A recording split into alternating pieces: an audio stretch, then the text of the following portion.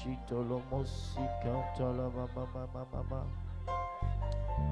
Later brother da gada suta la brother da baba sikara baba. Malevro sante le brother kata la baha.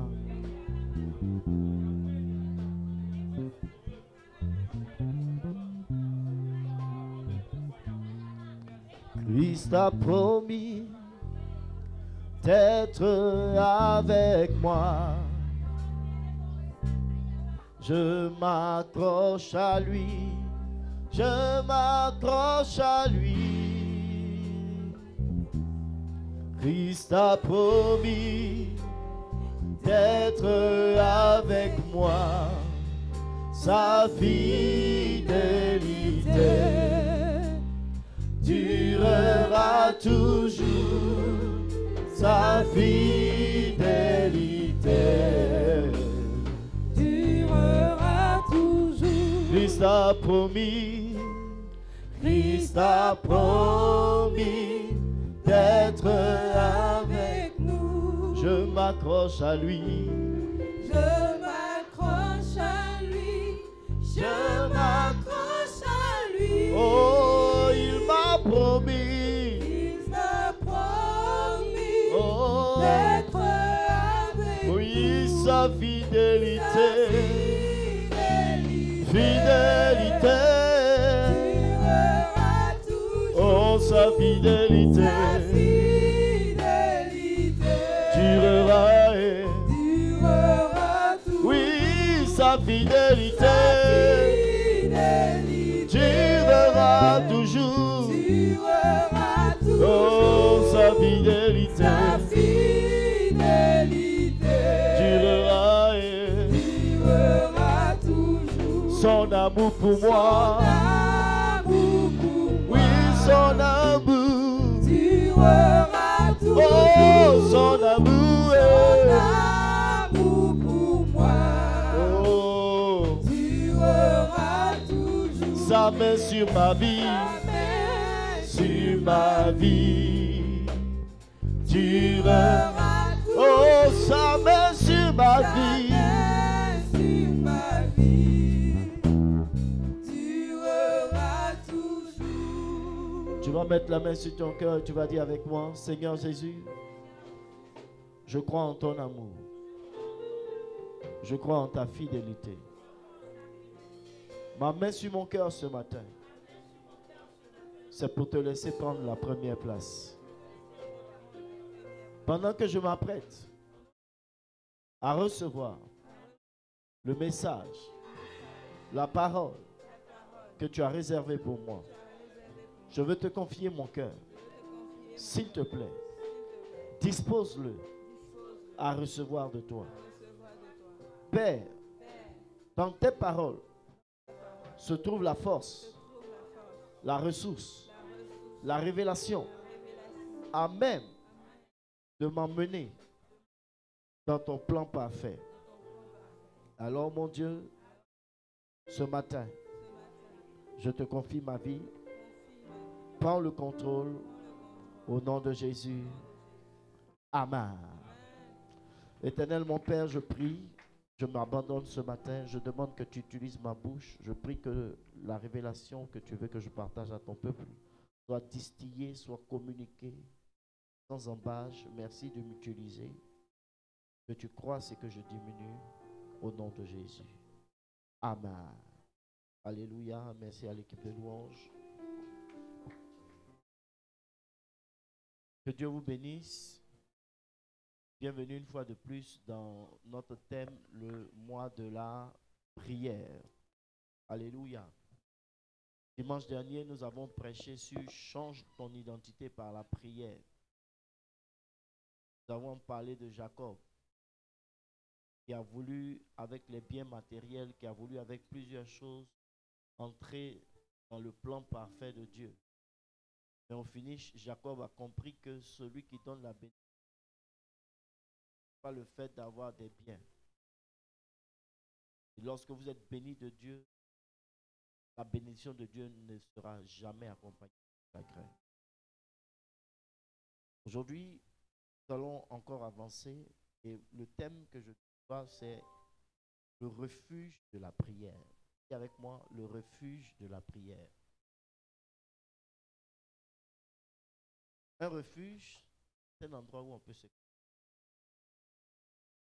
Un refuge, c'est un lieu qu'on peut prendre comme abri.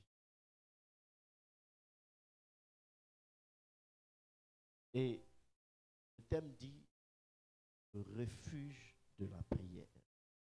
1 Thessaloniciens.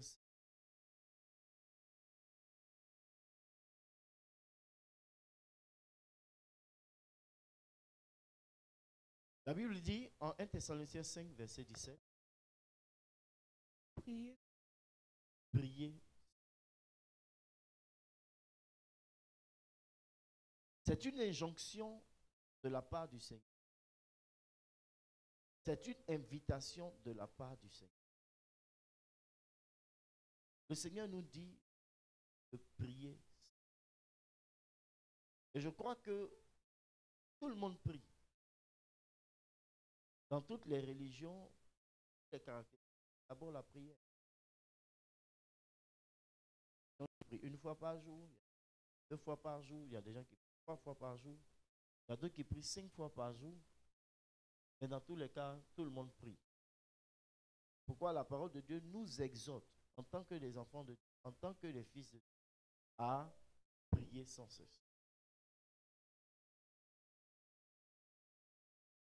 Ça veut dire que peu importe la position dans laquelle je suis, dans la douche, je dois prier. Je suis en train de préparer, je dois prier. Je suis en train d'aller à l'école, je dois prier. Dans un véhicule, je dois prier. Il y a quelqu'un, prie sans cesse. Amen. Nous partons dans Jacques chapitre 5. Donc vous voyez que la première recommandation nous demande de faire quoi? De prier. Mais Jacques va lui être un peu plus précis. Jacques chapitre 5, à partir du verset, je crois, 13. Il dit quoi? Jacques 5. Jacques 5, verset. Parmi vous est-il Il dit, quelqu'un parmi vous est-il dans la souffrance? qu'il prie? Qu'il prie. Non, c'est le verset A qui mène. Il dit, quelqu'un parmi vous est-il dans la souffrance? Vous voyez, le verset de 1 Thessaloniciens nous encourage à prier. Le verset de 1 Thessaloniciens nous demande de nous tenir dans la prière, d'apprendre à prier et de ne pas s'arrêter, de ne pas se relâcher. Mais quand nous lisons le verset de Jacques, Jacques nous interpelle maintenant sur un fait. Jacques dit, c'est vrai que nous devons prier sans cesse, mais principalement quand nous rentrons dans une situation de souffrance, une situation de torture, une situation qui est difficile pour nous. Écoutez, beaucoup de personnes, quand elles sont venues à Christ, ont eu à mal comprendre les choses. Et malheureusement, plusieurs prédicateurs ont annoncé des messages qui ont créé la confusion dans l'esprit des chrétiens. Et je veux poser la question de ce matin, qui a cru qu'il allait devenir chrétien?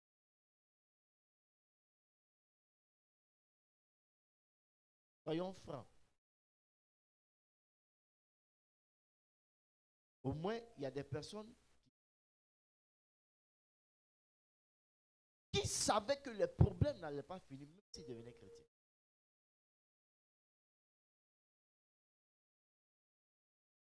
Bien sûr, d'autres qui sont ni à gauche ni à droite. Pas de problème. Amen. Donc, Jacques nous dit, écoutez, vous pouvez être dans la foi.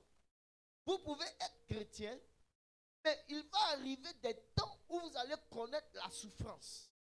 Il va arriver des temps où vous allez connaître la difficulté. Et Jacques dit, si vous passez par des souffrances quelconques, ça ne sert à rien de passer du temps à aller expliquer à tout le monde. Ça ne sert à rien de courir à gauche, de courir à droite. la Bible dit que si vous constatez qu'il y a une souffrance, le premier réflexe, c'est celui de prier. Écoutez-moi, tant que nous serons sur cette terre des hommes, nous devons nous préparer à la. Il y a quelqu'un, prépare-toi.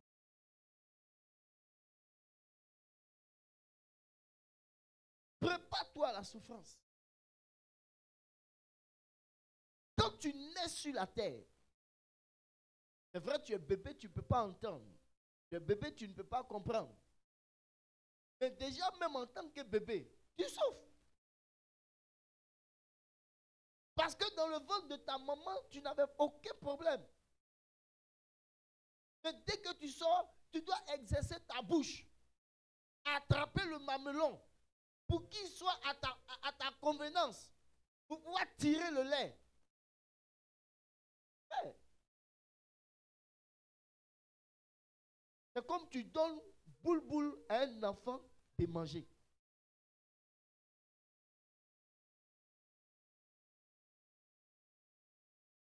Boule n'a qu'à manger. Qui connaît boule? Non. Je pensais que j'étais avec des gens qui ne connaissaient pas c'est quoi c'était boule. L'enfant se bat et souvent tu es là, tu as pitié. Comment un bébé comme ça, il doit souffrir comme ça?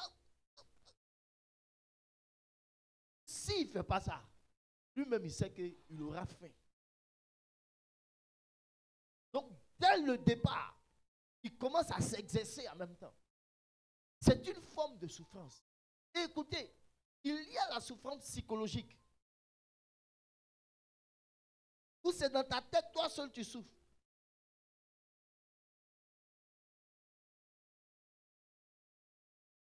Il y a des souffrances physiques. Quand il grandit, surtout quand c'était mal, il faut le circoncire.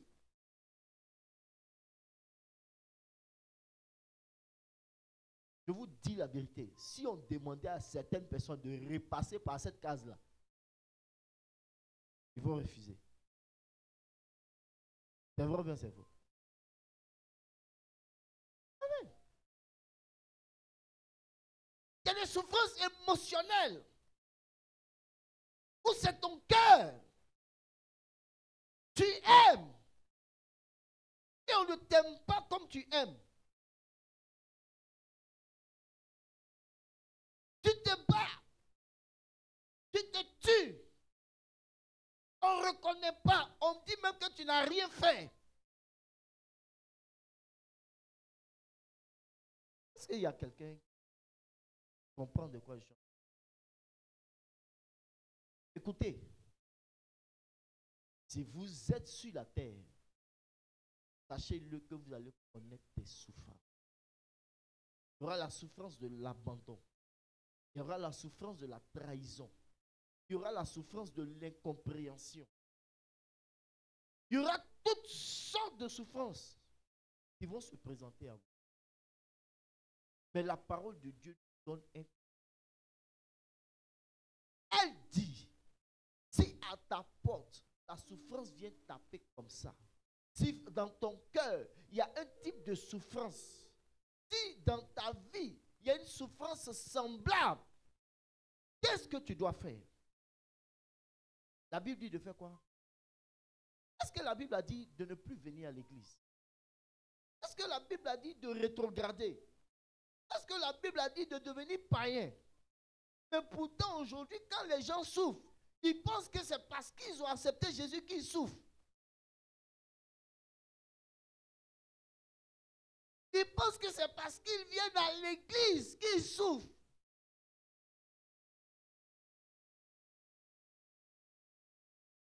Souvent, des gens, tu les entends dire que le monde même était mieux. Quand quelqu'un dit ça, je me pose la question. C'est lui, il a une fois été païen et il est devenu chrétien. Ah, quand on était dans le monde là, toi-même tu sais qu'il fallait que Albert t'attrape la nuit pour qu'il te donne ses 5 000. Tu n'as pas envie, mais comme il doit te donner les 5 000 là,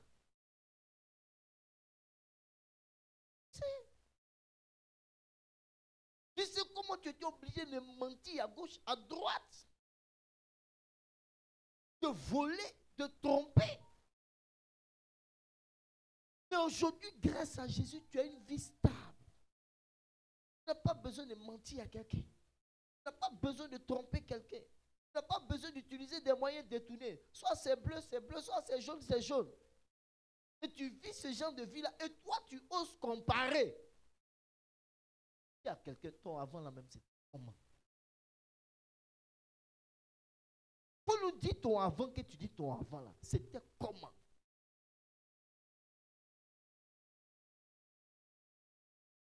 Et puis tu oses comparer ça aujourd'hui avec la foi chrétienne dans laquelle tu es.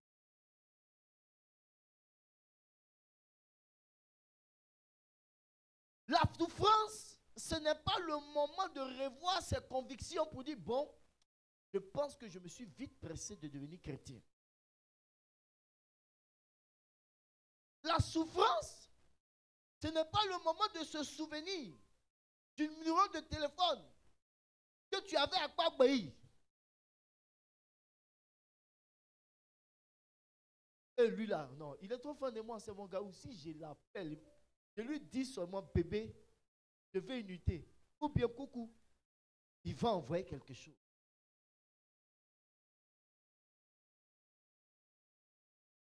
Il y a le testé tout à l'heure. Il y a le bipé un peu. En même temps, allô? Et allô mon cœur? Aussi, il est mort là-bas. Ah, j'ai vu ton appel. C'est à cause de ça que je rappelle. Non, j'ai pensé à toi. C'est à cause de ça que je t'ai bipé. Et tu penses à moi. Je vous dis, une fille que je ne connais pas, elle m'envoie un message sur Internet. Je pense que c'est mes fidèles. Je lui réponds. Par la suite, elle dit, bébé, il faut m'envoyer une unité. Je n'ai plus répondu. Dans quel coup? Comment tu vas? Après, ça devient bébé.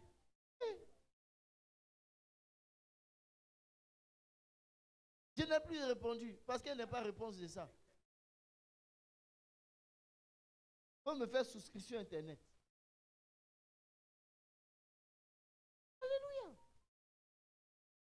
Non, ne mettez pas les feux sur les enfants des gens. Les enfants des gens n'ont rien fait. Tu vas répondre que tu vas répondre. Alléluia. Écoutez, la souffrance n'est pas le moment d'abandonner, le moment pour abandonner, ni le moment pour baisser le. La souffrance, c'est le moment de rechercher la présence de Dieu. La souffrance, c'est le moment de pouvoir apprendre à fléchir les genoux. La souffrance, c'est le moment de pouvoir apprendre à se déconnecter de la vie réelle pour rentrer dans la vie avec Dieu. Quelqu'un est-il dans la souffrance? Mais une chose qui me plaît, en réalité, la Bible parle de ceux qui souffrent.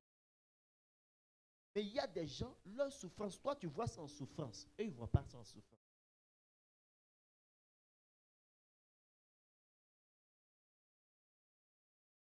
Il y a des gens, quand tu regardes leur vie, tu regardes les problèmes par lesquels ils passent, tu te dis certainement qu'il est dans la souffrance. Alors, on va travailler à trouver une solution. Et lui, il te fait comprendre que c'est son dada. Ce n'est pas une souffrance. La solution que tu lui présentes là, ce n'est pas ce qui l'arrange. Un jour, une soeur m'accoste, elle m'écrit. Elle me dit, bonjour pasteur, vraiment je suis ce que vous faites sur les réseaux sociaux, ça me plaît, tout. Je veux que vous deveniez mon papa. Il n'y a pas de problème. Quelque temps après, elle me dit, non papa, c'est difficile, est-ce que tu peux m'envoyer de l'argent? Je lui ai demandé, tu fais quoi dans la vie? Elle dit, non, elle n'a pas pu aller à l'école parce que les parents sont décédés, blablabla, bla, bla. Ok. Je dis, mais tu peux être servante dans une maison? Elle dit, elle est la fille du royaume. Elle ne peut pas être servante. Pourtant, quand on prêche, si tu veux être le Joseph de ta famille, Joseph était boy chez les gens. La maison de Pharaon qui surveillait là. Les affaires de Pharaon qui surveillaient là. Il était esclave chez Pharaon. Il était boy. Écoutez, le problème, ce n'est pas par où vous passez. C'est comment vous êtes en train de terminer. C'est lorsque vous savez, vous réfléchissez à là où vous voulez arriver.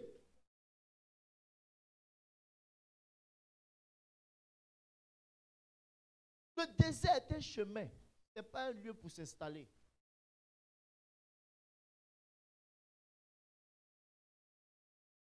Malheureusement, plusieurs ne voient pas les situations par lesquelles ils passent comme étant des souffrances.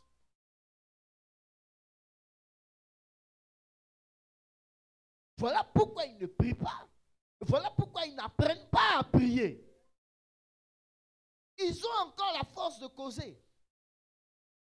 Ils ont encore la force de se promener. Ils ont encore la force de tourner partout. Écoutez, le verset est en train de parler pour ceux qui... Demande à ton voisin.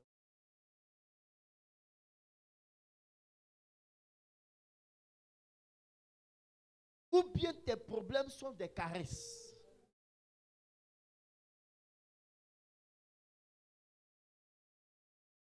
Parce que quand ton problème est une caresse, frère, tu t'en fous. Qu'est-ce qui peut arriver encore que je n'ai pas vu? Il y a des gens qui ont accepté la pauvreté à un niveau où eux, ils ont une alliance avec la pauvreté. Ils se sentent à l'aise quand ça ne va pas. Ils se sentent à l'aise quand les choses ne progressent pas.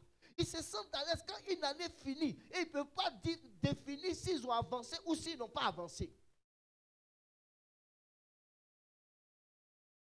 S'ils ne peuvent pas terminer une année avec des objectifs précis, ça ne leur dit rien. Ils se sont levés, ils ont pu avoir à manger un peu, gloire à Dieu.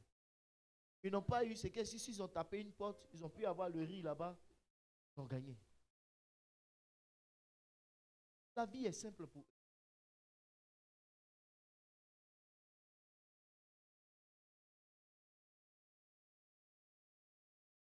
La vie, elle est simple pour eux.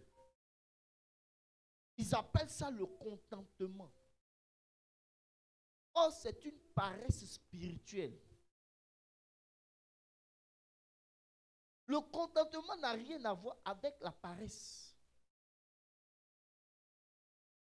Quand tu te contentes, tu bénis le Seigneur pour le peu, en attendant le meilleur qui arrive. Mais quand tu paresses, mon ami, tu acceptes tout et n'importe quoi.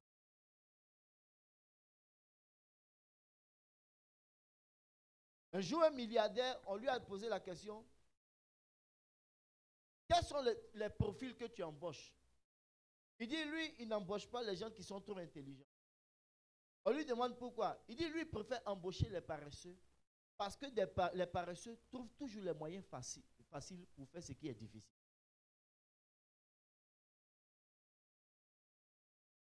Donc, quand lui te regarde, il voit en toi les traits de la paresse, il préfère t'embaucher.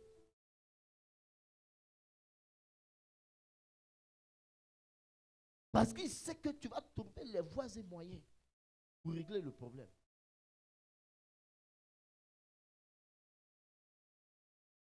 Mais ce que les gens ne savent pas, c'est que quand tu utilises la paresse, tu vas aussi utiliser des raccourcis. Et chaque raccourci est un nouveau chemin pour atterrir dans une brousse.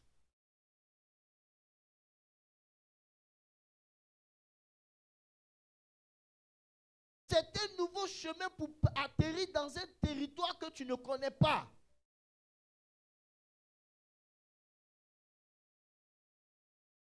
Toutes les fois où on va vous présenter quelque chose qui peut vous donner une joie rapide, refusez.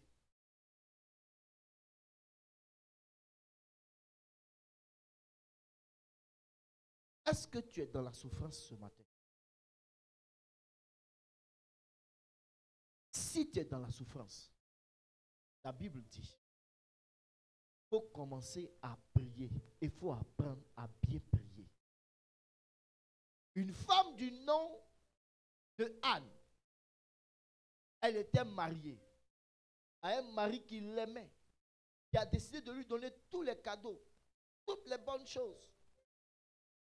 Son mari, il aimait, hein? Mais malgré ça, il a pris deuxième femme.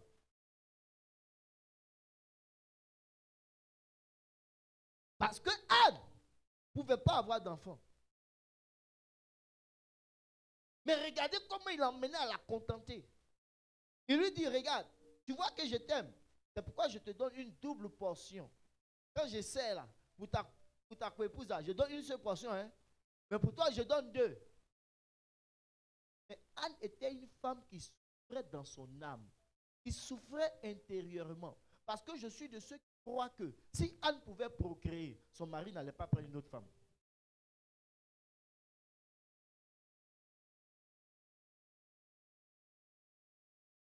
Écoutez, il y a des moments, il y a des bénédictions. Comment on appelle? Des bénédictions par césarienne que vous devez refuser.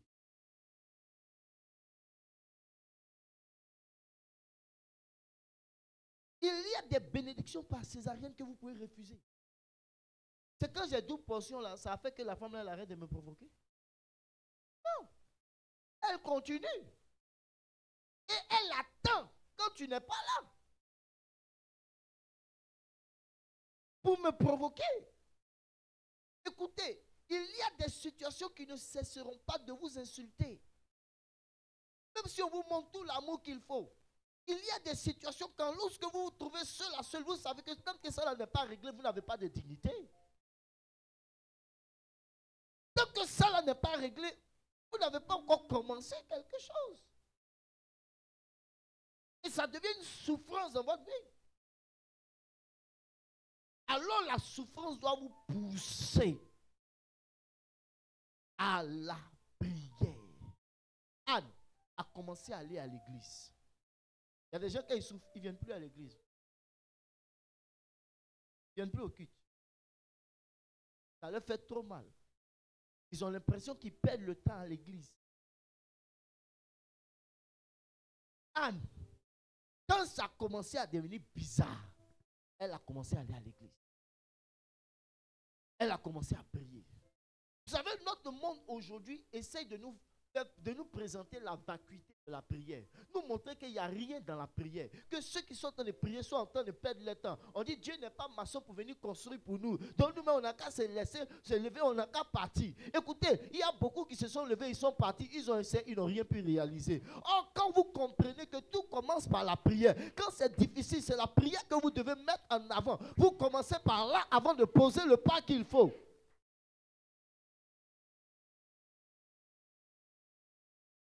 Commencez par la prière d'abord. Non, ceux qui prient sont des paresseux. Ceux qui prient, ils sont là en train de se tourner les pouces. Dis à quelqu'un, tout commence par la prière. Tout commence par la prière. Tout commence par la prière. Parce que quand vous priez, vous avez décidé de faire le meilleur des premiers pas. Anne s'est réfugiée dans la prière. Anne s'est réfugiée dans la prière. Et pendant qu'elle priait, elle s'est laissée enseigner. Pendant qu'elle priait, elle s'est laissée traverser par la présence de Dieu pour lui faire comprendre que quand tu pries et que tu demandes et que tu ne reçois pas, c'est souvent parce que tu demandes mal. Beaucoup de personnes demandent à cause de ce qu'ils vivent, mais ils ne comprennent pas que Dieu les fait passer par des situations semblables afin qu'ils comprennent qu'il y a un chemin que Dieu veut leur donner pour qu'ils seront dans la gloire puisse servir à Dieu.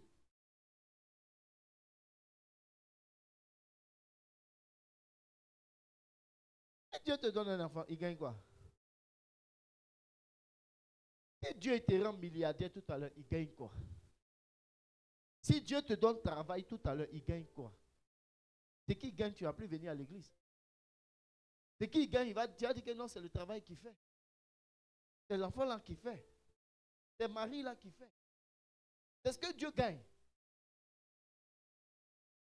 Alors, tant que tu ne comprends pas que le problème existe, subsiste, résiste, pour que, en train d'entrer prière, tu sors de ta passion pour entrer dans sa vision.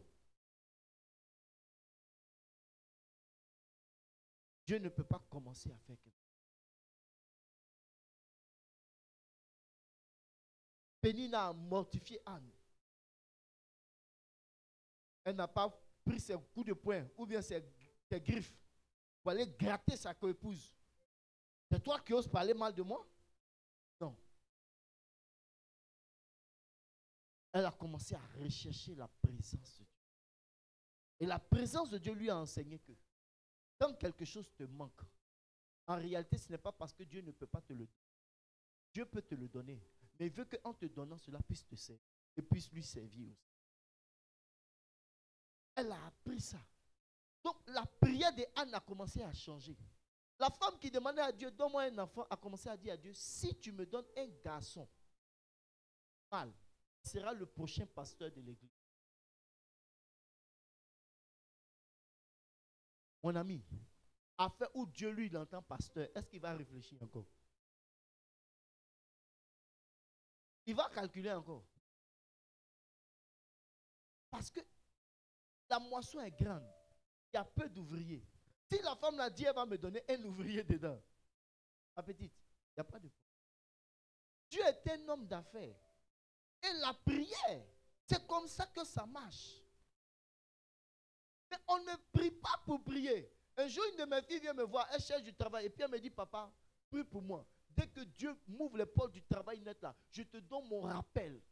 Je dis, ma fille, je ne prie pas pour cette prière. Je ne prie pas pour ça. Elle dit, pourquoi? Je dis, ta prière là, c'est la peur qui te pousse.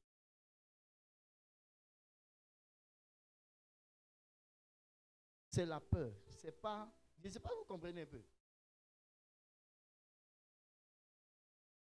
Tu peux décider de mettre Dieu à l'épreuve, c'est normal. Mais il y a des choses quand tu entends, c'est que c'est pas. La personne est conduite plutôt par la passion au détriment de la vision. Quelqu'un comprend de quoi je suis?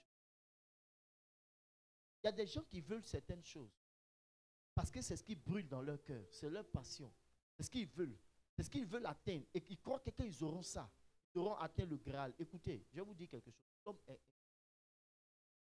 désirez une voiture, quand vous l'aurez, vous allez avoir besoin d'une autre voiture plus forte, plus haute.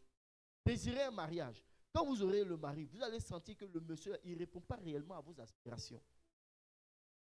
Vous ne vous comprenez pas. Que s'il était par exemple comme l'autre là. Désirez un enfant. Vous comprenez qu'en réalité, l'enfant même, il fait du bruit. Au moment où tu veux dormir, cela il vient t'embêter. Où tu es concentré. Maman, maman, ah, c'est quoi? Tout ce que vous pouvez désirer là, il y a son problème qui vient. C'est pourquoi ne marchez pas vers Dieu avec vos passions. Marchez vers Dieu avec sa vision. Quand tu pries pour que Dieu fasse quelque chose, prie relativement à la vision. À la vision. Seigneur, je crois que si tu fais ça, si tu me bénis comme ça, si tu ouvres les portes comme ça, je serai à même de faire ça encore plus pour toi. Je pourrais faire telle chose pour toi. Je pourrais te glorifier de la sorte. Alléluia. Donc, Pénina, Anne plutôt a compris la pensée de Dieu. Elle dit, Seigneur, le pasteur qui est là, il est devenu vieux. Ses enfants ne respectent pas ta voix. Moi, mon enfant que je vais mettre au monde, il va te servir. Depuis, il sera petit, mais on va l'appeler petit pasteur. Elle a décidé de faire don à Dieu de soi. Automatiquement, Dieu a fait disparaître la sainte. Alléluia. Gloire à Jésus. Alors, pourquoi il faut prier quand on souffre? Pourquoi il faut prier quand les choses ne vont pas? Il faut prier quand les choses ne vont pas. Premièrement, parce que la prière te permet de compter seulement sur Dieu.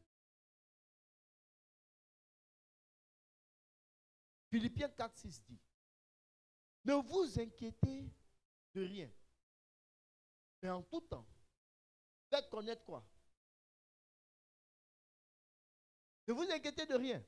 Mais en toute chose, faites connaître vos besoins à Dieu par des prières, des supplications et aussi avec des actions de grâce. Mais regardez la suite du verset. Il dit, et la paix de Dieu qui surpasse toute intelligence gardera vos cœurs et vos pensées en Jésus-Christ. Je vais vous dire quelque chose. Quand vous ne priez pas que vous avez des problèmes, vos cœurs et vos pensées ne peuvent pas être gardés en Jésus. Satan va vous proposer ses solutions. Satan va dire, mais si tu fais comme ça, actuellement tu as tel problème, non? Voilà, fais ça. Il faut payer telle chose en même temps, ça va se régler. Mais quand tu pries, lorsqu'il y a un problème, ton cœur est gardé. Ça t'empêche de prendre des voies détournées. Ça t'empêche de prendre les routes que Dieu ne t'a pas tracées. Ça te permet de garder réellement ton esprit là où Dieu veut que tu partes. C'est parce que tu ne pries pas que tes pensées ne sont pas gardées en Christ. Que tu penses que tous les moyens sont bons. L'objectif, c'est d'arriver devant. Dieu sait ce qu'il t'a donné. Quand Abraham a 2 enfants, il lui dit, prends ton fils, ton unique. Quand on est parti à l'école, non? Dans ces deux-là, on dit unique. On dit quoi? Prends l'un de tes fils. Ou bien prends Isaac. Ou bien prends Ismaël. Mais Dieu dit, prends ton fils, ton unique. Ça veut dire qu'Ismaël n'a jamais existé dans le programme de Dieu.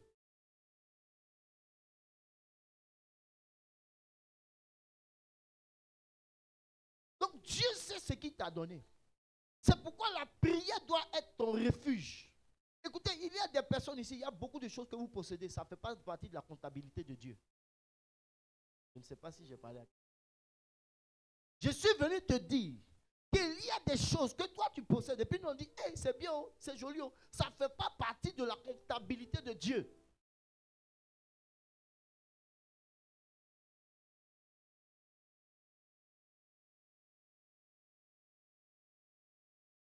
Le sac à main rouge là, ça ne fait pas partie de la comptabilité de Dieu. La chaussure noire croco là, ça ne fait pas partie de la comptabilité de Dieu. Les mèches humaines là, qui tombent sur tes fesses là, ça ne fait pas partie de la comptabilité de Dieu. Dieu ne reconnaît pas qu'il est celui qui t'a donné.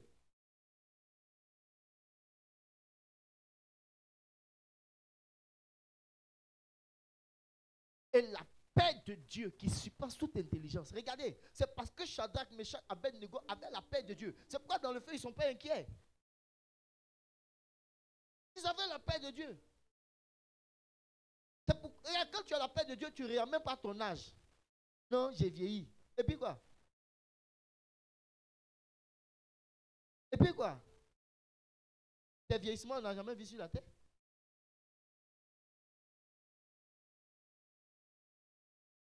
J'ai vieilli où? La prière va garder ton cœur. Ça va garder ton cœur. Ça va t'emmener à mettre une confiance absolue, même quand tes larmes seront en train de couler. Une confiance absolue en Dieu, auquel tu as eu confiance. Les gens pensent que les hommes de prière ne pleurent pas. On pleure. On pleure. Tu cherches un pleureur, tu en as un devant.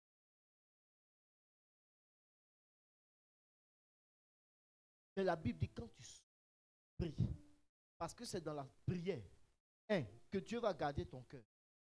2, que Dieu va guérir ton cœur. Il dit, je suis venu pour guérir les cœurs brisés. Écoutez, Dieu a une manière d'envoyer ses paroles qui guérissent ton cœur. Ça fait que peu importe ce qui se passe, il y a cette paix-là qui fait que tu t'en fous. En Somme 73 ou bien 75, la Bible dit, le psalmiste, il dit, je portais envie aux insensés. Quand je voyais leur gloire, quand je voyais ce qui se passait, ouais, déjà, ils ne respectent pas Dieu, mais tout va bien pour eux. Mais il dit, jusqu'au temps où je suis rentré dans le sanctuaire de l'Éternel. Il y a un endroit où Dieu l'a fait rentrer là. Il a regardé tous ceux qui prospèrent sans Dieu. Tous ceux qui se marient sans Dieu. Tous ceux qui évoluent sans Dieu. Il dit, tu les places comme sur des pentes glissantes. En un clin d'œil, les voilà disparus. En un clin d'œil. En un clin d'œil. Les voilà disparus. Dieu va guérir ton cœur. Écoute, Dieu va guérir ton cœur. C'est parce que vous ne voulez pas le laisser dans la prière pour qu'il vienne guérir votre... Regardez, une de mes filles, son fiancé, avec qui elle s'est mise pendant des années, un matin, il est parti en France. Et puis il lui dit, écoute-moi, il faut chercher quelqu'un d'autre. Parce qu'il pensait que France, là, c'est le ciel. Je ne sais pas, tous ceux qui vont en Europe, ils croient que là-bas, là, c'est diamant, quoi. Regardez, c'est parce qu'on ne vous montre pas. En Espagne, il y a des bidonvilles. Il y a des endroits où il y a des bidonvilles. Ils se déplacent pour aller prendre photo, mais ils savent où ils dorment la nuit.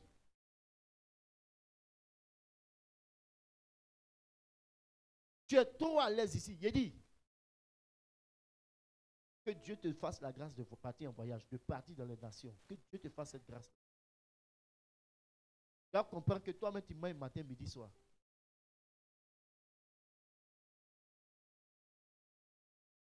Ça va garder ton cœur. Ça va garder ton cœur. Tu vas laisser Dieu venir te guérir. Te guérir. Regardez, je vais vous dire quelque chose. Quand vous avez un problème, Dieu a deux manières exceptionnelles d'agir. Manière numéro 1. Souvent, il vient pour régler le problème. Tu es content. Par exemple, quand on t'accuse, Dieu peut venir te justifier. Vous dites, ah, ce n'est pas mon serviteur. Et puis les preuves sortent. Mais il y a une deuxième manière là. C'est que quand on garde ton nom, c'est là même il verse sa bénédiction, il verse ses richesses, il verse sa gloire, il verse son onction, il verse sa puissance pour que tu montes. Frère, j'aime la deuxième manière là. Mais cette deuxième manière là, si tu ne pries pas, ça ne vient pas. Regarde, quand tu souffres, quand tu pleures, et puis tu fléchis les genoux devant Dieu. Et puis Dieu dit, oh mon fils, il souffre mais il n'a pas rétrogradé. Ma fille, elle souffre mais elle est restée digne. Oh, Ange Gabriel, envoyez 2 4x4 pour elle. Ange Gabriel, envoyez une villa pour elle. Ange Gabriel, donnez-lui un billet d'avion pour partir en voyage. Ange Gabriel, faites ceci, faites cela. Et puis tu dis, oh Seigneur, je ne mérite pas ce que tu fais. Seigneur, qu'ai-je fait? Moi, le moindre de tes serviteurs. Le refuge de la prière. Cachez-vous dans la prière. Pleurez dans la prière. Lamentez-vous dans la prière. Souffrez dans la prière. Psaume 73, verset 28.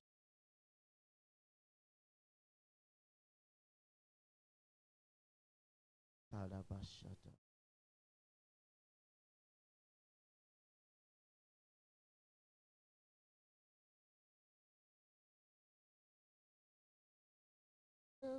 Psaume 73, verset 28.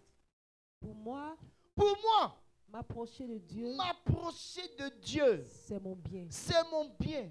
Je place mon refuge dans le Seigneur, l'Éternel, afin de raconter toutes ses capacités, tout ce qu'il est capable de faire. Pendant que je souffre, pendant que les choses ne vont pas comme je veux, pendant que les choses n'avancent pas comme je veux, pendant que je vois le contraire, pendant que les gens se moquent de moi, pendant que les gens m'humilient, pendant que les gens m'abandonnent, pendant que les gens me trahissent, pendant que les gens parlent mal de moi, je place mon refuge dans l'Éternel. Je me cache en lui afin de pouvoir raconter que le Dieu que je sais, auquel j'appartiens, est capable de te donner un nom, est capable d'essuyer tes larmes, est capable de te donner ce que personne dans ta famille n'a déjà eu, est capable de te faire arriver là où personne de ta famille n'est jamais arrivé. C'est pourquoi, écoute-moi, Église de Dieu, s'il y a un lieu où tu dois te cacher, c'est dans la prière.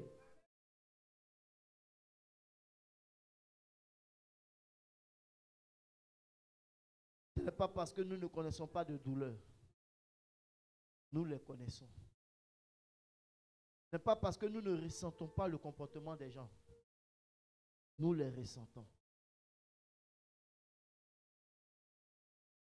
Et rien ne fait plus mal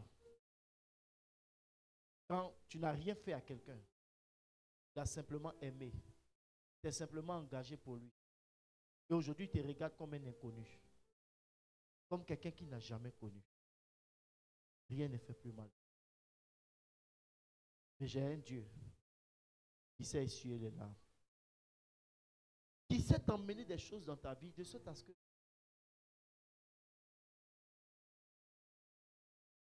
tu dis merci. Je prie que cette saison, il commence à opérer dans ta vie. Reçois la force pour arrêter de parler, pour arrêter de te plaindre, pour arrêter de murmurer. Reçois la force pour entrer dans sa présence. Quelqu'un est-il dans la souffrance? Qu'il prie. Je ne sais pas la souffrance que tu vis actuellement. Si c'est un rejet, si c'est un abandon, si tu n'as pas de maison, tu n'as personne, tu n'as pas de frère, tu n'as personne, et tout le monde se moque de toi, entre simplement dans la présence de Dieu. Parce que m'approcher de Dieu, c'est mon bien. C'est pour mon bien que je m'approche de lui. Tenons-nous debout et commençons à prier. Donnez-nous, commençons à prier. Dis à Dieu, fais de moi un homme de prière. Dis, papa, aide-moi à prier, s'il te plaît. Jésus, aide-moi à prier. Jésus, aide-moi à prier. Quand c'est dur, je veux ne pas murmurer. Je veux ne pas me décourager. Je veux ne pas abandonner. Je veux rester à genoux. Je veux rester à genoux. Je veux rester en train de chercher ta face. Pénina et Anna cherchaient ta face. Pendant que Pénina se moquait. Et toi, Dieu, tu ne l'as pas laissé. Tu ne l'as pas laissé dans la confusion ni dans la honte. Tu as démontré ta gloire. Je crois que tu